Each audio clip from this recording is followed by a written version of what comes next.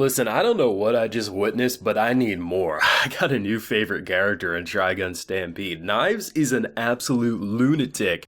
I mean, at this point, all I can say is he a god? What is he? Because there was a lot of things happening, and honestly, within a blink of an eye, snap of your fingers, characters were, well, let's just say, they were chopped into more than one piece. And the dude's ability is rad. I mean, I wasn't sure what we were looking at initially, because I was like, it was kind of a wide shot when they kicked off. I was like, why is there some spaceman walking into the village? And by the end of the episode, I just can't wait to see more. I'm terrified to see more because literally in a blink of an eye, Dr. Octopus came into town, stole the plant, and anyone who tried to do anything was just cut to pieces. He went into the gun and something happened to it, and then it was like this weird dimension. There is a lot of mystery going on, but this was hands down the best episode of Trigun Stampede, the most exciting, the most brutal, and once again, Studio Orange flexing what they can do with that 3D production. Now, I do have a full live reaction to episode 3 on the Patreon. If you want to see that, consider supporting, because, yeah, this one definitely took my breath away. I mean, we knew Knives was going to be relevant, but what I thought was a brilliant bait and switch is that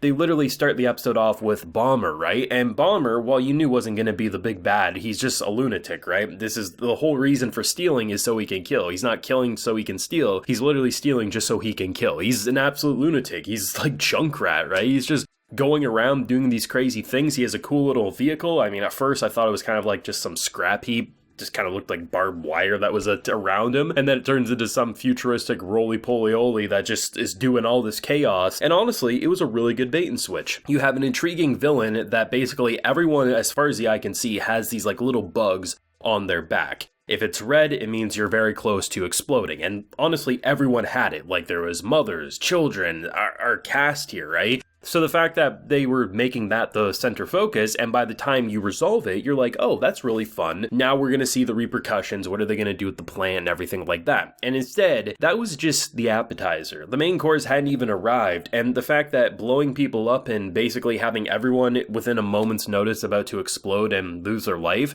that was just the appetizer. The main course was this dude playing piano coming out and making everyone call him daddy. There was no hope for this fight. Like, I mean, the shot that he did take at the point, like near the end of the episode, it did look like it did a little bit of damage to one of his blades, but you would have to have like a Gatling gun in order to really pierce through all of that. And it's a frightening ability because not only does it act like a chainsaw, because literally the blades are spinning in such a way that anything that even comes close to it is getting ripped, but the fact that it moves like a whip or it moves like a tentacle in a way, right? To the fact that it can be something that can reach you from across the globe, but at the same time can cut you into such small minced meat that you're never going to repair from that. And characters were they were dead left and right. Based on the very end of the episode, when we get to see who's alive and who's not, it does seem like my favorite mad scientist and his kid are alive, but I mean, they definitely, they're going to need some prosthetic limbs, it seems. But I mean, it was painful. The fact that, like, the village that was ready to die for him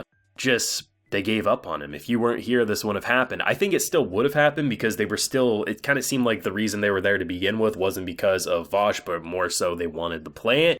But I mean, in the moment, can you really blame humans for getting upset? I mean, you're connected to the person who just did this. It's human emotions. We don't really think things through, especially when our loved ones are dying in our arms. So I can't blame them. It's just painful to see our boy just walk off, release the bugs, and just still smile. And that question, how can you smile after everything you just seen? I mean, this he's got some demons in his closet. He's got demons in terms of family, but the fact that he has that much pain locked behind that smile, I just don't know where we go from here. Like, Knives is hands down one of the most brutal antagonists I think I've seen. Like, the fact that the way Studio Orange went about animating him, there's these moments of up close and personal, and it's intimidating. The fact that this thing covering his body, it can then extend to the point where seemingly he's a little uncovered, and maybe that's the way you would actually kill someone like that. But the fact that he can make it so long to the point where at one point he has the entire city, it feels like, surrounded by these blades,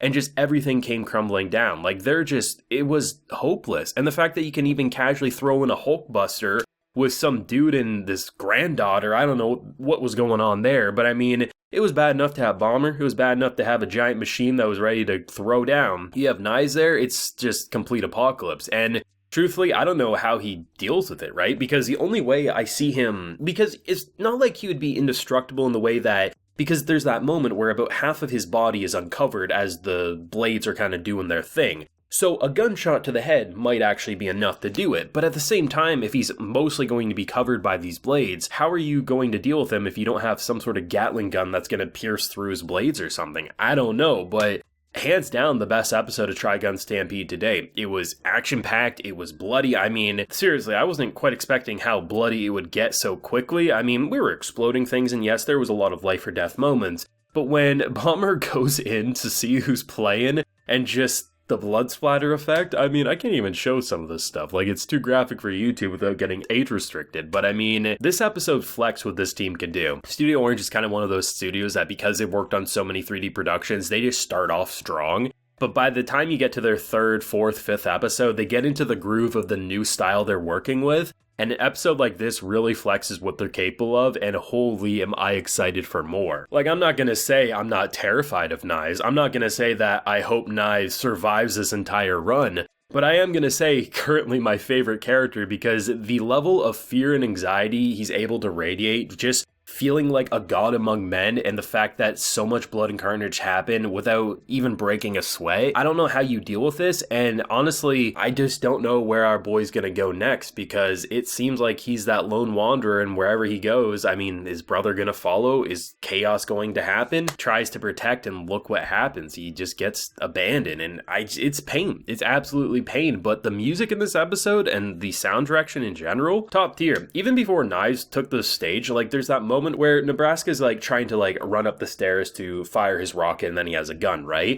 And just the way they go so dead quiet, like a little silence, some ambient noises, and the way he's like approaching him, it's so horrifying, because you have Knives just come in and cut off his arm, and he doesn't know who he's going after here, and just the fact that the way they use sound directions to make you as petrified as the characters in question, it was top tier, alongside some amazing OST tracks playing with just the voice actors hitting it out of the park. This is a top tier production of the season. It's definitely one of my personal top picks of the season across the board, including carryovers. I love what I'm seeing. The mystery's intriguing, the action's exhilarating, and the emotions are running high. I felt so bad for this village looking at what was left of it after seeing how full of life it was just moments back, but man, what an episode. I'll pass the torch over to you though. What did you think of Trigun Stampede episode 3? I mean, especially if you're fresh to this world like myself, how caught off guard were you when you saw what Knives was capable of, especially with that bait and switch with Bomber, cute little villain, but nothing compared to what Knives did. But thoughts and feelings down below. Leave a like if you enjoyed, subscribe if you're new around here, ring that bell if you want to get as many notifications to the channel as possible. Like I mentioned, full live reaction is available on the Patreon, and while you're there, you'll also get yourself a video shout out. So we got today Joshua Kingsley, Karis8894, and Kryto. So I appreciate the support, everyone. Please take care and have a good one.